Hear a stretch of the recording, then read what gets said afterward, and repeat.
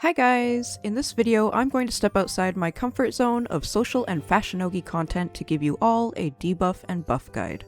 Because this is a first for me, it's a brand new update, and we're all in this together, if there's any mistakes or points to add, please feel free to inform us in the comments. Let's make sure to keep it friendly and as correct as we can. With the April 2026 update, we were given an overhaul to how debuffing and buffing works to simplify the way in which players strengthen their combat. We're going to focus on how the new content works, rather than comparing to how it worked in the past. The biggest change in this patch is the addition of grouping specific skills, which I'll get into later, into separate categories: physical defense and protection debuffs, magic defense and magic protection debuffs, and damage buffs. Within these categories, using any relevant skill will add a new icon to the status effect list, and the skill giving the strongest effect towards the desired result will overwrite any others used before and after it's applied.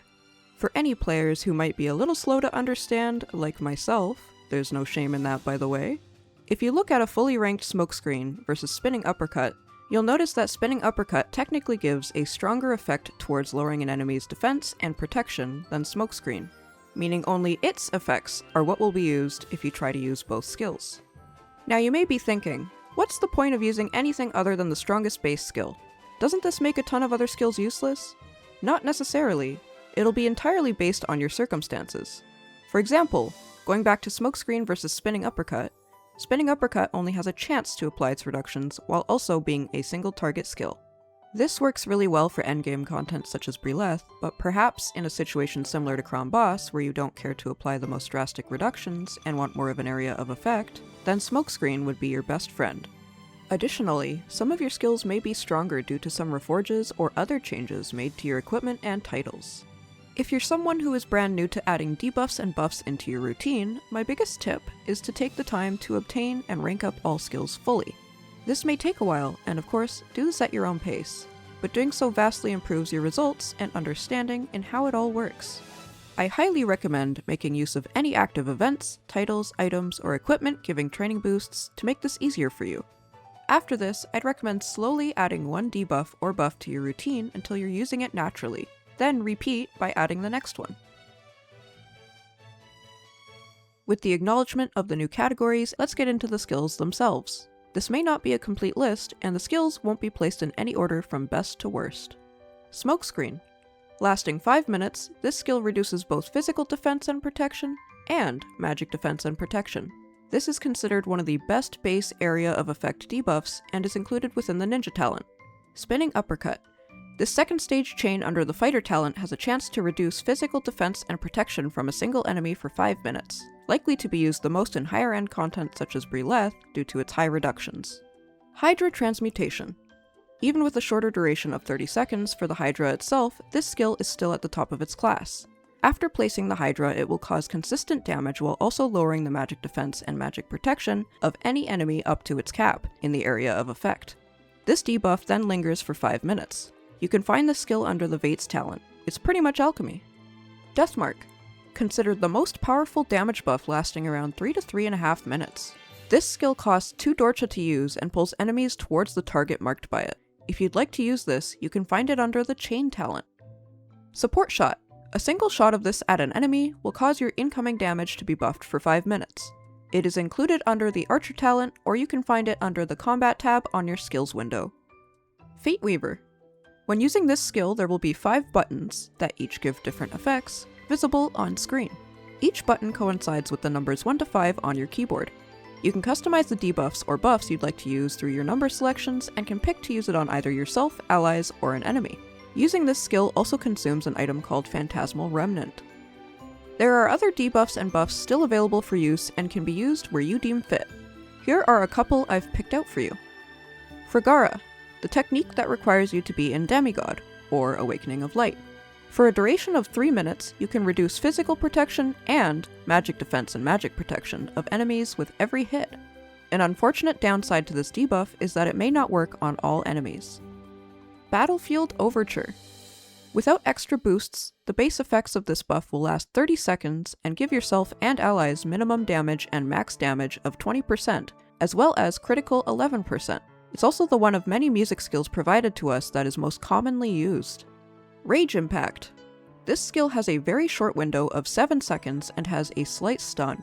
When you use it, you'll damage all enemies in its range for 20% base damage and cause those same enemies to take 15% more melee damage. A classic combat talent selection. Hanged Man in Hand of Destiny. Usually one of the only cards in your hand. When using it, the enemies hit by the skill activating the card will receive 2% extra damage, or more based on the card's level, for its duration. If you use the Wheel of Fortune card alongside it, you have a possibility of increasing the duration. Before we go even further, it's incredibly important that you make use of extra equipment slots, which will give you the ability to swap between different gear quickly when using skills belonging to different talents. We'll want to do this because many of our debuffs and buffs will be in a differing talents list to what we're actively using during combat. We don't want to have to click or drag a different weapon onto our character every time just to use one skill. To find this tab, you'll want to open up your main inventory and click the small icon that looks like two swords clashing at the top of the window. Any gear related to the skills you'll want quick access to can be placed in the empty slots just the same as your regular inventory's equipment. Only uncheck the boxes of the pieces of gear you don't wish to be swapped with your regular inventory's gear. So let's say all you need is to equip a Chainblade to use Deathmark. You'll only want the Chainblade box checked unless you've also placed gear that enhances the effect of Deathmark. Titles, Echo Stones, and hotkeys can also be applied to each equipment slot set. My main recommendation is to make sure your title is consistent throughout each set unless, once again, there's one that gives enough of a boost to what you're looking to use. One last important step to extra equipment slots is to go into your options window, click the gameplay tab above, then scroll down and make sure you have auto swap weapon slots set to on. When it comes to debuffing and buffing, the way your hotkeys are set up can really make a difference in how smoothly the combat goes. Beneficial skills should be placed in the first hotkey slots, these being 1 to 4 and F1 to 4. This is because these keys are usually the easiest for your fingers to get to, therefore taking less time and difficulty to use. Do you need to use this for debuffing and buffing? Absolutely not. It's something to keep in mind though, because debuffing and buffing are usually the first things you'll do during combat. Making sure your skills are placed in the order you need to use them is also helpful, such as Charging Strike being on a button preceding Spinning Uppercut if you aren't good at using the F1 chain follow-up. Pets are considered more of a luxury in Mabinogi since not everyone can afford to purchase them, nor are there enough free options. Players who this part might benefit. You'll want to summon a Purrling that has 5 friend summon slots. You'll also want those summon slots to ideally have a Merdragon and 4 Bunbuns placed. Use the Pentacle skill. Desummon the Purrling, summon a cart, use its Water Balloon skill, desummon the cart, summon a Kun, and Divine Link with it. Replacement pets with similar or the same effects can be switched out for each of the aforementioned ones, such as Seranus in place of Mer, or Foxyquin and Whale in place of Bunbuns. Lil Jack should be used alongside Kun in a group setting due to the helpful skills and effects. Each Purrling comes with a Pentacle skill that either boosts min and max damage by a base of 25 and +3 every 1000 pet levels, or magic attack at a base of 25 and +2 every 1000 pet levels, capping at level 10,000. Cart's Water Balloon skill has both a physical and magic defense and protection reduction of 5 and 3 respectively, and will also reduce the movement speed of any enemy hit within the range of the attack. Kununun's Keen Eye passive will give a debuff to enemies within range of the pet by allowing critical hits to deal 1% base bonus damage or more depending on the pet's level. Lil Jack's Frozen Field debuffs most enemies within range of the pet by reducing their physical defense and protection up to 16 and 7 respectively. A welcome change added was the ability to check off a box enabling pets with summon effects to use those effects at the same time as your active pet's summon effect. Given the simplification, it's fair to say that the amount of combos we can use also follow the same fate. Whether or not you use magic, close combat, or anything else, the same or similar routine should be sufficient. Fragara, Charging Strike into Spinning Uppercut, Deathmark, Hydro Transmutation, then do your pet summons for a single target. Smokescreen can replace the Charging Strike and Spinning Uppercut combo if your plan needs to have an area of effect instead. Hanged Man and Rage Impact should be used as much as possible where needed. Quick reminder though, that debuffs and buffs are highly customizable and can still depend on your extra boosts such as Reforges. Switching different skills out for others is acceptable as long as you're having fun playing the way you want, while also, hopefully, not intentionally engaging inefficiently alongside allies.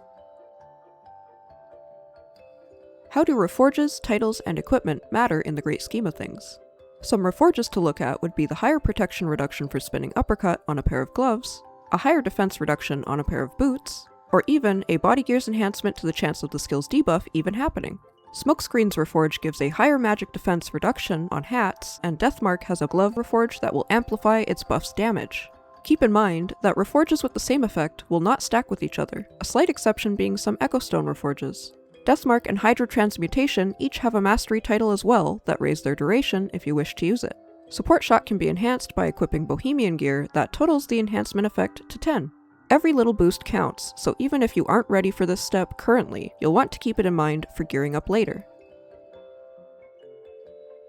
Before we end this guide, there are a couple of extra additions I'd like to talk about. Did you know you could be even more efficient with your hotkeys? If you go into the hotkeys section in your options, there's a section that labels some actions as use the skill number 1 on the skill window, and so on.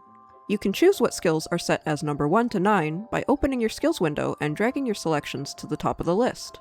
Anything at the very top will be skill number 1, and anything further and further lower will be a higher number. So as an example, because I'm terrible at explaining this, whichever skill is under the skill at the very top will be skill number 2. While the skill under that will be skill number 3, and so on. Give it a try if you want more quick access to something like a debuff or other combat skills. Continuing on, I'm not going to tell someone how to play the game, and please don't let anyone tell you how to play, but it's important to relay from others that running debuffs on Starlight Vale mostly isn't as useful as it used to be. There were some changes made to Conjunction's Constellation board, so if any of you watching have an idea on how you could still make it work, please make sure to let us know. For anyone wondering why Deathmark is considered best to use over Support Shot in the current state, using gear with Support Shot enhancement gives 15% gained on 48, totaling 55.2% of a damage boost, while Deathmark's total damage boost would be 61% with Reforged gloves and a set effect. You can, however, use Support Shot to refresh the damage buff from afar, similar to Smokescreen. Pretty much as it goes, it'll depend on what gear you do or don't have currently. Arcana skills weren't brought up because they unfortunately keep changing them, and the guide would quickly misinform players who aren't aware. I'd like to thank my friends Annie, Kibby, and Yvonne for help during the research of this video. There was also a brief time frame where the players in the Overseas Discussion channel on the Mabinogi Discord server helped as well, so I'd like to thank them too. To anyone who finds mistakes or takes the time to give us even more information, I'm giving you an early thank you for being patient with me. Let me know if this is the type of video you'd like to see more of from me in the future, and I'll see you guys in the next one. Goodbye!